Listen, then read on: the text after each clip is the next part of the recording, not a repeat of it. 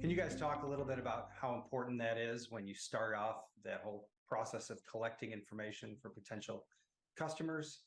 How important is it to make sure that process is clean on the front end? Having been a buyer before, the priority of not just driving volume, but profitable volume, and you'll hear me say the word profitable or profitability multiple times in this conversation, is extremely important, especially now when all eyes are more profit focused versus growth. Finding ways to segment the best traffic and referencing my earlier comment, how do you ensure that you're buying a lead and not a claim?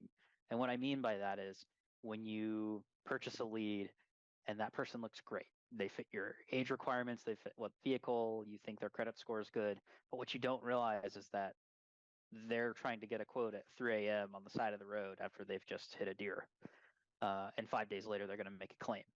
You're not making any money on that. That's not a good situation. That's going to negatively impact the source at which you're buying that traffic. So trying to find ways to improve your targeting upfront and the understanding between the folks that are selling leads to you of what you're looking for and what data you want to get back to decision on is super important to making better decisions. Yeah, so the area that I look at a lot of from the data that I see, and I've been quoting this for a long time, lead generation on average has about a 25% fraud rate across the board.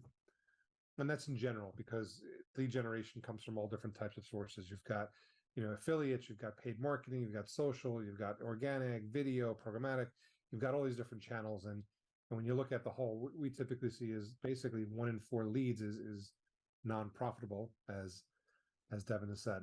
So we call it fraud. It's just because we know what it is. It's somebody that's filling out these forms that it's not that person filling out the form. And that creates a variety of issues. So if you can identify that with Inside Lead Cloud and not purchase that, and then use that budget to go purchase more profitable traffic, you can see a significant increase in ROI. And that's really what the two solutions put together are designed to help you do.